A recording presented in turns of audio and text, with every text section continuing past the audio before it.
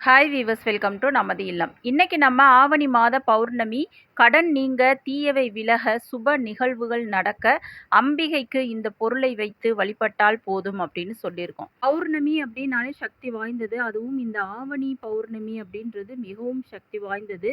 அன்றைக்கு அம்பிகை வழிபாடு செஞ்சீங்க அப்படின்னா உங்க குடும்பத்துல இருக்கக்கூடிய அந்த தீயவை யாவும் நீங்கி, கடன் பிரச்சனை நீங்கி, சுப காரியங்கள், சுப நிகழ்வுகள் உங்க வீட்டுல நடக்க ஆரம்பிக்கும்.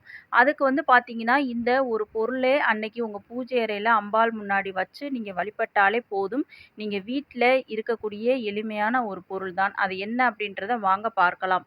அதுக்கு முன்னாடி மறக்காம நம்ம சேனல சப்ஸ்கிரைப் பண்ணிக்கிருங்க வீவர்ஸ். வாங்க வீடியோக்குள்ள போலாம்.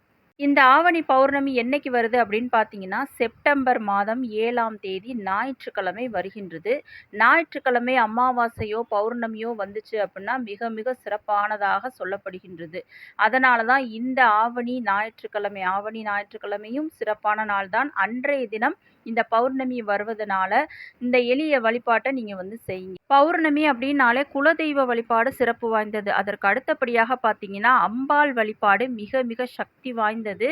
உங்களுக்கு நல்ல பலன்களை வாரி வழங்கும். அதனால தான் அனைத்து விதமான அம்பாள் கோவில்கள்லையுமே அன்னைக்கு சிறப்பு பூஜைகள் கண்டிப்பா நடைபெறும். அதனால தான் நம்ம வீட்ல நீங்க அம்பாளுக்கு இந்த பூஜையை செய்யுங்க அப்படின்னு சொல்லியிருக்கோம்.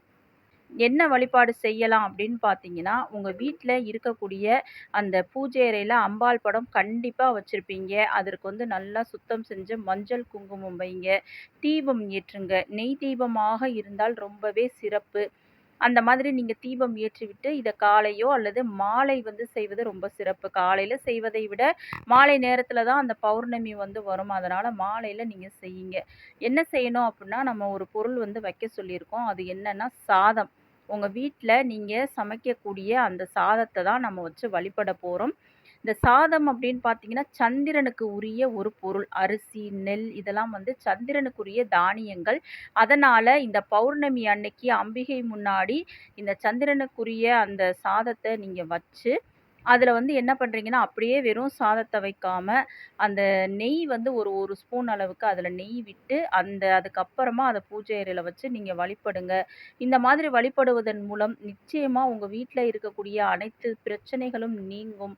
அதேபோல அந்த கடன் பிரச்சனை யாவும் உங்களுக்கு நீங்கும். சந்திரனின் அருளாலும், அந்த அம்பாளின் அருளாலும் நிச்சயம் உங்க வீட்ல இருக்கக்கூடிய அந்த பண பிரச்சனை, கடன் பிரச்சனை யாவும் நீங்கி, அந்த நெகட்டிவ் உங்க வீட்ல இருக்கக்கூடிய அந்த தீய சக்திகளின் தொந்தரவு அனைத்துமே உங்களை விட்டு விலகி போய்விடும்.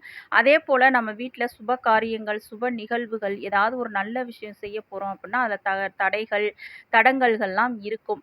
அது எல்லாமே இந்த பரிகாரம் செஞ்சாலே போதும். அந்த தடை, தடங்கல்லாம் நீங்கி, உங்களுக்கு அந்த வீட்ல சுப காரியம், சுப நிகழ்வுகள் நடக்கும்.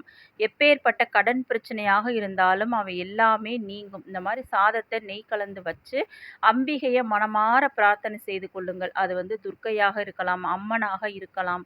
அந்த மாதிரி எந்த ஒரு அம்பாள் படம் உங்க வீட்ல இருந்தாலும், அதன் முன்பு இத வச்சு நீங்க நல்ல மனதார வேண்டிக் கொள்ளுங்க. இந்த மாரி எனக்கு இருக்கிற கடன் பிரச்சனை நீங்கணும். எங்க வீட்ல சுப காரியம் நடக்கணும். தீய சக்திகளின் தொந்தரவு இருக்கு. அது மாறணும் அப்படின்னு நல்லா வேண்டிக்கிருங்க.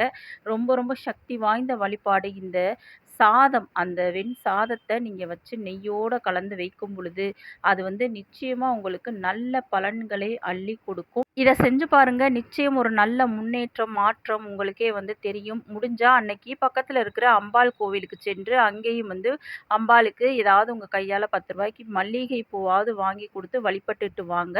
நிச்சயம் அந்த அம்மனின் அருள் பார்வையால் உங்க வீட்ல இருக்கக்கூடிய அனைத்து பிரச்சனைகளும் நீங்கி சகல சௌபாக்கியத்தையும் வாரி வழங்குவாள். சந்திர பகவானின் அருள் கடாட்சமும் உங்களுக்கு கிடைக்கும். இது மாதிரி பல பயனுள்ள தகவல்களை தெரிந்து கொள்ள மறக்காம நம்ம சேனலை சப்ஸ்கிரைப் பண்ணிக்கிருங்க வீவர்ஸ். நெக்ஸ்ட் வீடியோல பார்க்கலாம். தேங்க்யூ.